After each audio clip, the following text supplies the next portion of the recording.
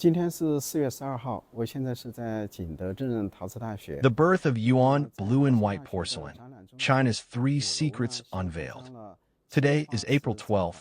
My name 那 is 就 Lee, 跟着我的视 and 频 I'm now 一 at 起来看一下 Jingdezhen 在德 Ceramic 镇的青 University. 花瓷吧。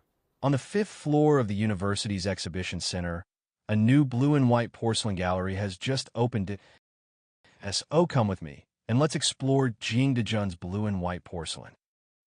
If I didn't mention it, this rock in front of me might look like just an ordinary stone, but it's actually porcelain stone ground into powder, one of the most important raw materials in Jingdezhen ceramics. The core material resource of Jingdezhen ceramics is the dual formula. To produce Yuan dynasty blue and white porcelain, you first need the right porcelain stone, combined with the local kaolin clay. This white sample I'm holding is kaolin. Mixing porcelain stone with kaolin clay was a formula first invented by Jingdezhen craftsmen. This formula predates Europe's porcelain technology by more than 300 years. Back then, Europeans and Arabs were all trying to figure out why they couldn't make blue and white porcelain. The reason is their clay wasn't hard enough to withstand 1,280 to 1,300 degrees Celsius. Without high temperature, the porcelain wouldn't be hard enough. And without that hardness, you couldn't paint cobalt blue on its surface. Besides the clay, there's another key ingredient, blue pigment. This pigment is called Sumaliqing, and it's not produced locally in Jingdezhen. It's said that during the Yuan dynasty, as the Mongol Empire expanded westward, its territory extended all the way to Persia. In Persia, there was a mineral called Sumaliqing. It's a cobalt oxide, and it's the essential raw material for blue decoration. So the birth of Yuan blue and white porcelain required three key materials: porcelain stone, kaolin clay, and Sumaliqing. Today, this may not seem impressive, but back then, Europeans spent centuries trying to unlock the secret of blue and white porcelain.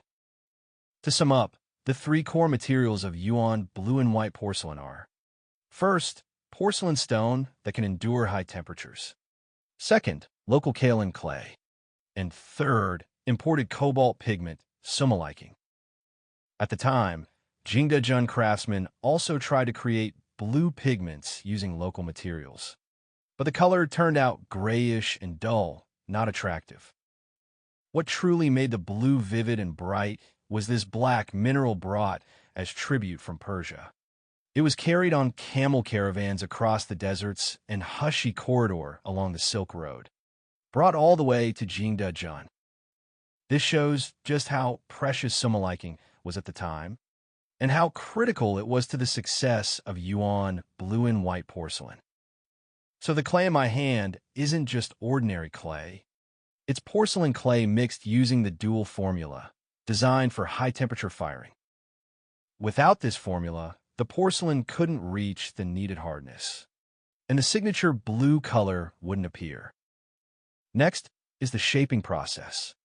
Yuan blue and white pieces are first thrown on a wheel, then trimmed and refined, preparing the blank body for hand painting. This grayish dish in front of me is a Yuan-style blue and white plate that has already been painted on the raw body. Before firing, the cobalt pigment looks black, but after firing at 1,280 to 1,300 degrees and undergoing kiln transformation, it reveals a bright blue. After hand painting, a layer of clear glaze must be applied. This large plate in front of me is covered in a white layer that's the clear glaze. The clear glaze is crucial. It doesn't cover the painted design, but gives the porcelain a smooth, glossy surface. There are two main methods for painting blue and white porcelain: underglaze blue and overglaze blue.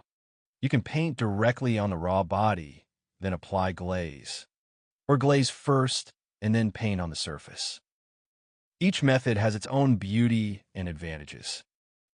Once the design is complete, it's time for kiln firing. The kiln worker in front of me is loading the painted pieces into saggers for the firing process. In the past, they used wood-fired kilns, which were costly. Kiln workers had to consider temperature differences in various parts of the kiln and would fill the kiln as fully as possible to save fuel. I think the firing time was around 1 or 2 days and nights. Nowadays, gas kilns are more common, but 100 years ago, wood kilns were still widely used. This blue and white shard in front of me was salvaged from a shipwreck along the Silk Road about 800 years ago.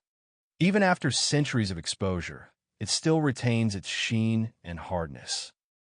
Blue and white porcelain is not only durable, but also safe to use.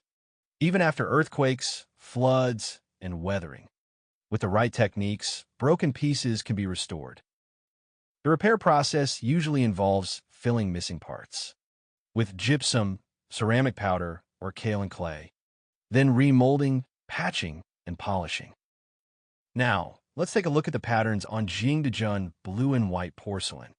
They're actually more similar to Persian or Arab designs, different from the minimalist aesthetics of Song dynasty ceramics, like Celadon, Qingbai, or Ru kiln pieces. So, the birth of blue and white porcelain was truly a revolutionary moment in the history of Jingdezhen ceramic craftsmanship. I hope this story about the birth of Yuan dynasty blue and white porcelain was helpful to you. My name is Lee. Don't forget to like, follow, and subscribe to my channel